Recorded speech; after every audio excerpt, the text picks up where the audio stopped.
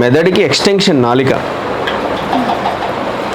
మెదడులో భాగమే తప్ప వేరేది కాదు నాలుక.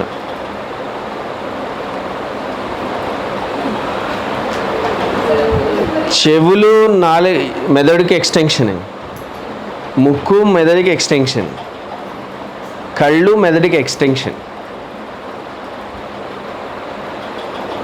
ఈ పంచ జ్ఞానేంద్రియాలు, పంచ ఇంద్రియాలు, ఈ ఇంద్రియాలన్నీ కూడా మెదడుకి ఎక్స్టెన్షన్స్.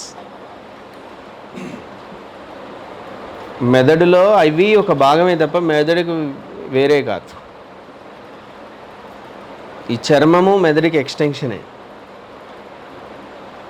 సో ఈ నాలుక, దాంట్లో మెదడులో నాలుక అనే భాగం ఇంకా శక్తివంతమైనది.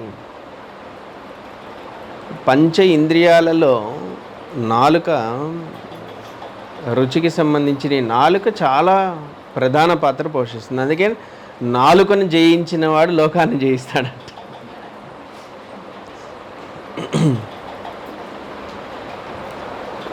మనిషి సగం అనారోగ్యాలకి గురి అవటానికి కారణం వాడు తిండే.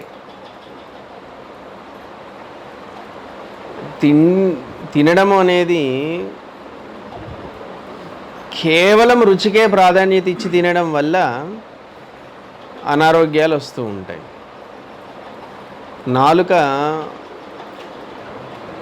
జయిస్తే, ఆ 2 అంగుళాల నాలుకను జయిస్తే ప్రపంచాన్ని జయించచ్చు. అనారోగ్యం తగ్గుతుంది, మనసు కుదుట పడుతుంది. ఈ 2 మంచిగా ఉంటే మీరు ఏదైనా సాధించగలుగుతారు. దానికి మూలం నాలుక. ఆ నాలుకని మనము ఈ యొక్క సాధనలో, శంభో కాలింగ్లో స్ట్రెచ్ చేస్తాం. శివ కాలింగ్లో మనము నాలుకని స్ట్రెచ్ చేస్తాము. అప్పుడు మెదడు మొత్తం యాక్టివేట్ కావటం మొదలుపెడుతుంది. శరీరము మొత్తము యాక్టివేట్ అవుతుంది. వాటిల్లో మెదడు యొక్క నరాలలోనో, శరీరం యొక్క నాడీ వ్యవస్థలోనో శక్తి ప్రసరణలలో లోపాలు ఏర్పడినా, రక్త ప్రసరణలలో లోపాలు ఏర్పడినా అది చక్కబడుతుంది. ఆ 1 మినిట్ స్పృహతో స్ట్రెచ్ చేయటం వల్ల, ఓన్లీ స్ట్రెచ్ చేసి వదిలేలేదు, మీరు స్పృహగా ఉన్నారు. పూర్తి ధ్యాస ఎక్కడున్న వాళ్ళు అక్కడ ఆగిపోయి ఒకే ఒక నిమిషంలో పూర్తి ధ్యాసను మీ వైపు మలుచుకున్నారు. ఎక్కడైతే స్పృహ మీరు ఉంచుతారో, దేనిపై అయితే మీరు దృష్టిని నిలుపుతారో అటువైపుగా శక్తి ప్రవాహం జరుగుతుంది. శక్తి అటుగా ప్రయాణిస్తుంది. మీరు ఎదుటి వస్తువుని తీక్షణంగా చూస్తూ ఉన్నారనుకోండి, శక్తి ఆ ఎదుటి వస్తువు వైపు వెళ్తుంది. మీపై మీరు దృష్టిని తదేకంగా నిలిపారనుకోండి, శక్తి మీ వైపు ఆకర్షించబడుతుంది. సో ఆ 1 నిమిషంలో మీకు టైం లేదు. మీకు గంట సేపు సాధన అనుకోండి, గంటసేపు మీరు యోగ సాధనలో కూర్చున్నారనుకుంటే ఏదో 1 నిమిషంలో కుదరకపోతుందా అని అశ్రద్ధ ఉంటుంది. కానీ మీకు ఇక్కడ ఉన్నది ఒకటే 1 నిమిషం, షార్ప్ టైం. ఆ 1 నిమిషంలోనే మీరు రీచ్ అవ్వాలి, సాధించాలి. ఆ 1 నిమిషంలో మీరు పూర్తి గంట మొత్తం చేసిన దానికంటే 1 నిమిషంలో మీరు చేసే ఆ సాధన ఎఫెక్టివ్గా ఉంటుంది. కాబట్టి ఆ 1 నిమిషము పూర్తి ఫోకస్తో, స్పృహతో ఉంటూ ఇటు నాలుకని మడిచిపెట్టడం వల్ల అటు భౌతికంగా, ఆధ్యాత్మికంగా ప్రగతి సాధిస్తారు, గొప్ప ప్రయోజనాన్ని పొందుతారు. అందుకనే ఈ శివ కాలింగ్ని, దేవి కాలింగ్ని మర్చిపోవద్దు అసలు.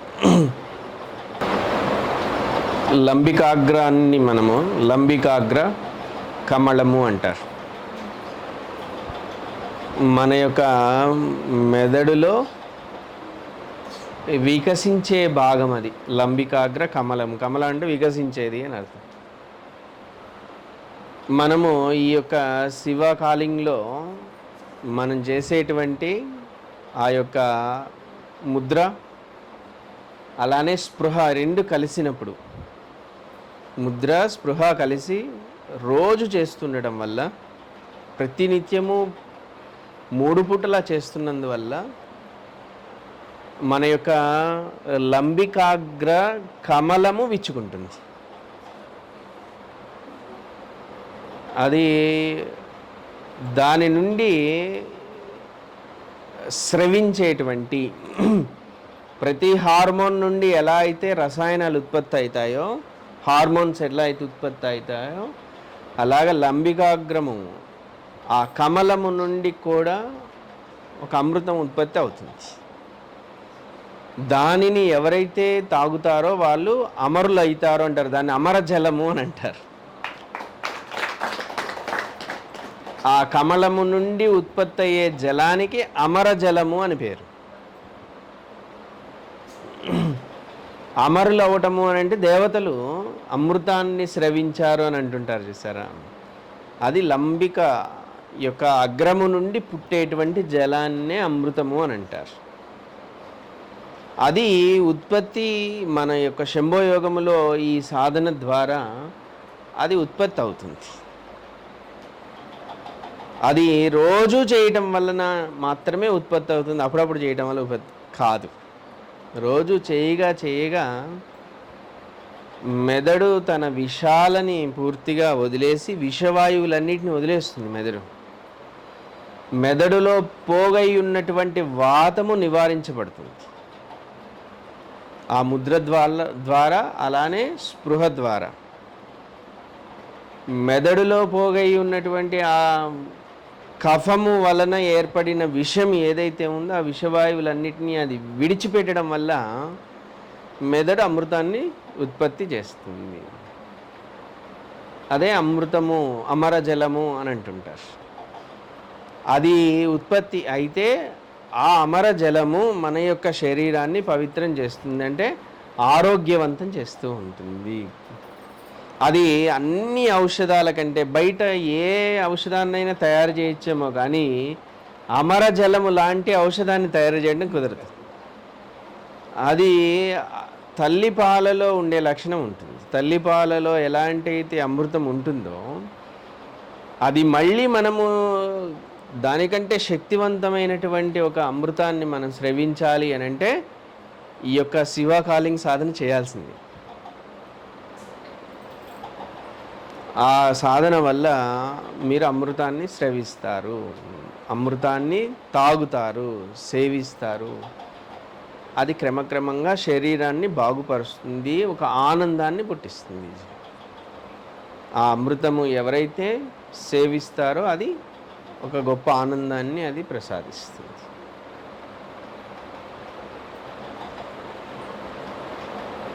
దాన్నే సురాపానం అని, గో భక్షణ అని మనకి కొన్ని శ్లోకాల్లో వాడటం వలన దేవతలు మద్యం సేవించేవాళ్ళు అన్నట్టుగా, గో భక్షణ చేసేవాళ్ళుగా కొందరు ఆ యొక్క శ్లోకాలని పట్టుకొని అవహేళన చేస్తూ ఉంటారు.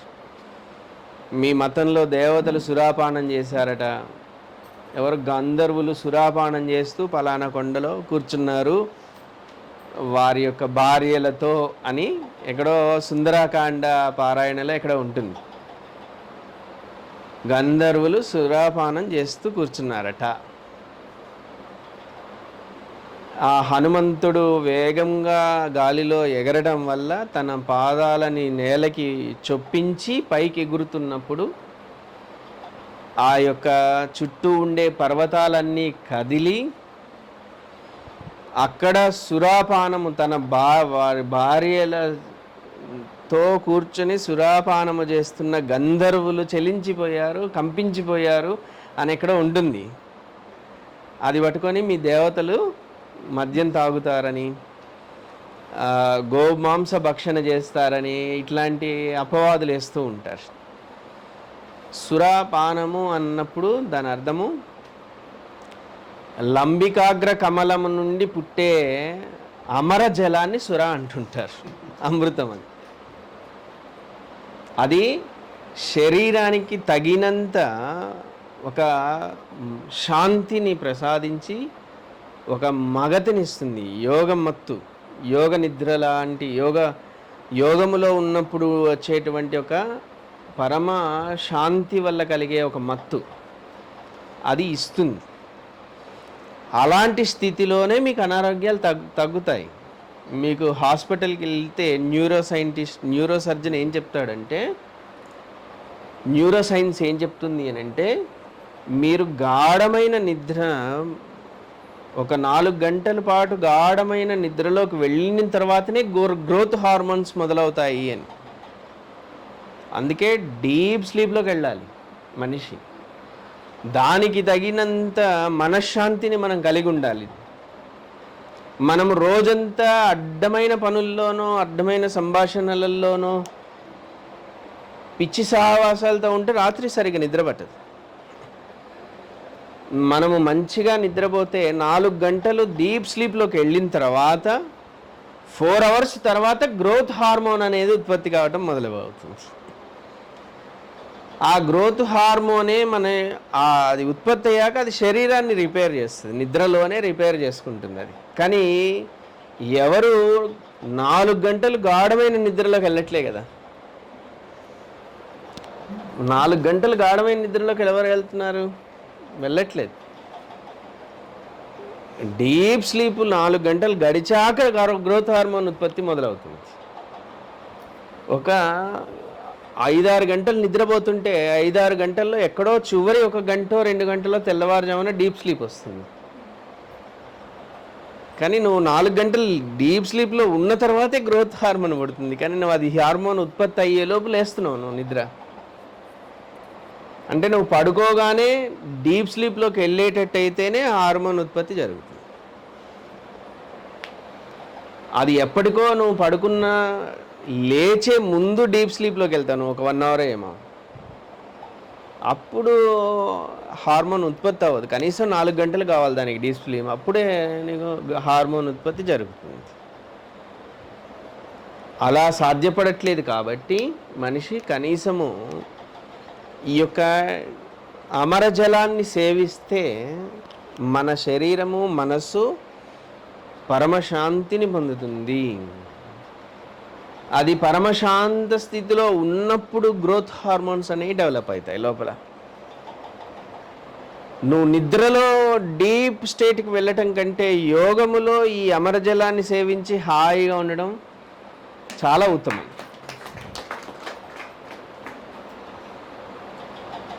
నువ్వు ఆ డీప్ స్లీప్ కోసము ప్రయత్నం చేయాలి అని అంటే నువ్వు జీవితంలో చాలా విషయాల్ని చక్కబెట్టుకోవాలి. ఒక సాఫ్ట్వేర్ ఇంజనీర్ ఉన్నారనుకోండి, తనకుండే స్ట్రెస్, తన పైన ఉండేటువంటి టార్గెట్స్ అతను డీప్గా నిద్రపోవడానికి అవకాశాన్ని కల్పించవు. వ్యాపారాలు, కాంపిటీషన్ వరల్డ్లో అది కుదరట్లేదు. అందుకోసం మత్తు మందులను ఆశ్రయిస్తే అసలుకే మోసం వస్తుంది. కాబట్టి క్రమక్రమంగా అలవాటు చేసుకుంటూ మనం యోగ సాధనని, దాంట్లో ఈ శివ దేవి కాలింగ్ టైమింగ్స్ని పర్ఫెక్ట్గా మనము ఈ 3 టైమింగ్స్లో దాన్ని సాధన చేస్తూ ఉంటే మనకి ఒకరోజు అమరజలం పుడుతుంది. అది పుడితే మన శరీరము మనసు పరమశాంతికి గురయ్యి గ్రోత్ హార్మోన్స్ అనేవి హాయిగా రిలీజ్ అవుతాయి. గ్రోత్ హార్మోన్స్ బాల్యంలో ఉండగా ఎదగటానికి ఉపయోగపడతాయి. పెద్దవాళ్ళు అయిన తర్వాత మన శరీరాన్ని రిపేర్ చేసుకోవటానికి అది సహాయం చేస్తుంది. కాబట్టి ఆ యొక్క సురాపానము అంటే ఆ మత్తు కల్పించేటువంటి పదార్థము సేవిస్తూ ఉన్నారు. భార్యతో కూడుకుని వాళ్ళు ఆ గంధర్వులు సురాపానం చేస్తున్నారు అంటే అర్థము వాళ్ళు భార్యాభర్తలు ఇద్దరు చక్కగా కూర్చొని సాధన చేస్తున్నారని అర్థం. గోమాంస భక్షణ చేస్తున్నారు అని కొన్ని చోట్ల గోమాంస భక్షణ గురించి ఉంటుంది. దేవతలు కూడా గోమాంస భక్షణే చేశారు అన్నట్టుగా వక్ర భాషను చేస్తుంటారు. గోవు అంటే నాలిక అని, నాలికని లోపలికి మడిచేయటాన్ని భక్షించటము అని అంటారు. మింగినట్టుగా మీరు నాలికని లోపలికి అనేస్తారు, అది భక్షించటము, గోభక్షణ. ఈ రెండింటికి వక్రార్థాలు ఇచ్చేసి ఎగతాళి చేస్తూ ఉంటారు. కానీ నిజానికి వాస్తవిక అర్థము ఇది. సురాపానము, దేవతలు సురాపానం చేస్తారు అనడానికి హిందువులు గోమాంస భక్షణ చేసిన వాళ్ళే ఒకప్పుడు అని దెప్పి పొడవటానికి ఈ మాటలు కారణము, కానీ వాటి వాస్తవిక అర్థాలు ఇవి మనం చేస్తున్న ఇవి. సరేనా?